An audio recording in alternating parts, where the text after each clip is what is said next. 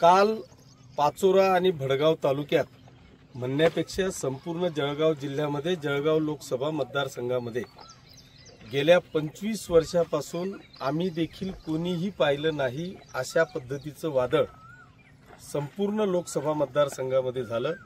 त्यातल्या त्यात पाचोरा आणि भडगाव मतदारसंघामध्ये प्रचंड अशी हानी तमाम शेतकरी बांधवांची झालेली आहे। याच्यातले मुख्य पिकं जर का म्हटले तर केळी, पपई, मोसंबी आणि लिंबू या 4 फळबागांचं प्रचंड असं नुकसान या ठिकाणी झालेलं आहे। आज आपल्या लोकसभेच्या खासदार आदरणीय स्मिताताई वाघ, आपले तालुक्याचे माजी आमदार आदरणीय दिलीप भाऊ वाघ यांच्या समवेत आपले तहसीलदार, कृषी अधिकारी, प्रांताधिकारी, सगळेच विभागाचे कर्मचारी आणि अधिकारी, ग्रामस्थांच्या बरोबर आम्ही संपूर्ण शेतीची पाहणी केली असता इतकी विदारक परिस्थिती आपल्याला पाहायला मिळते।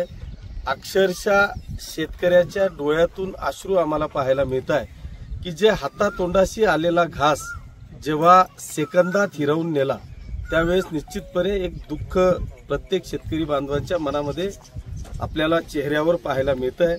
परंतु माझ्या माध्यमातून, ताईंच्या आणि भाऊंच्या माध्यमातून मी सर्व शेतकरी बांधवांना या निमित्तानं आवाहन करेल की या संकटाला आपण वाचवू शकत नाही, पण निश्चितपणे याच्या तुमच्या सर्व शेतकरी बांधवांच्या या दुःखात, या संकटात आम्ही सगळेजण अतिशय हिरिरीने भाग घेऊन जास्तीत जास्त मदत आपल्यापर्यंत कशी पोहोचवता येईल याचा प्रामाणिक प्रयत्न आम्ही या ठिकाणी करतो आहोत।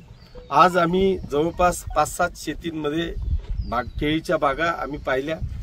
प्रचंड अशी वाईट अवस्था आहे आणि म्हणून आम्ही आता ह्या निर्णयाप्रत आलेलो आहोत की जी मदत राज्य सरकारकडून मिळते ती मदत जर का पाहिली तर आमच्या शेतात झालेलं नुकसान ते शेतीचं शेत तयार करायला सुद्धा पुरणार नाही अशा पद्धतीची मदत आपल्याला शेतकरी बांधवांना राज्य सरकारकडून मिळते।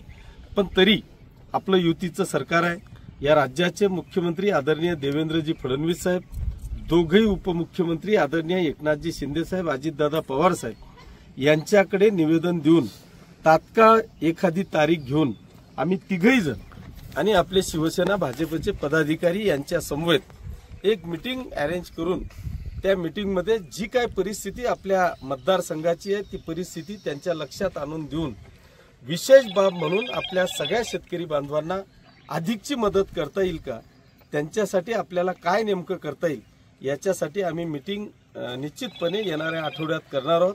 तोपर्यंत मी आपल्या माध्यमातून तमाम शेतकरी बांधवांना आवाहन करेन की नुकसान तर झालेलंच आहे, पण विजेचं सुद्धा प्रचंड असं नुकसान झालंय। माझ्या माहितीप्रमाणे दोघेही तालुक्यात किमान 300-400 पोल पडलेले आहेत, मेन लाईनी तुटलेल्या आहेत।